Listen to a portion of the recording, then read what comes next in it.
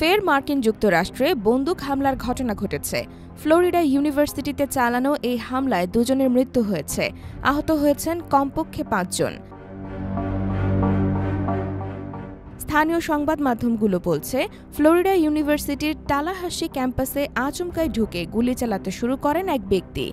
আতঙ্কে সবাই ছোটাছুটি শুরু করে। এক প্রত্যক্ষদর্শী বলছেন, ৮ থেকে ১০ রাউন্ড গুলি চলে। হঠাৎ এক ব্যক্তি বেরিয়ে আসে বন্দুক নিয়ে। আমি নিজের চোখকে বিশ্বাস করতে পারছিলাম না। আন্তর্জাতিক সংবাদ মাধ্যমে কমপক্ষে ৬ থেকে ৭ জন শিক্ষার্থীর গুলিবিদ্ধ হওয়ার তথ্য পাওয়া যাচ্ছে। পুলিশ জানিয়েছে, ঘটনাস্থল থেকে ইতোমধ্যে হামলাকারীকে আটক করা হয়েছে। তার নাম Phoenix ইগনার।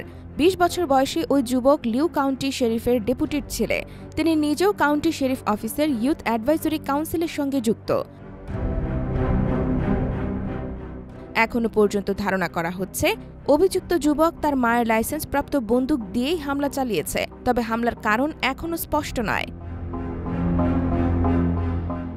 IBTV USA, new York.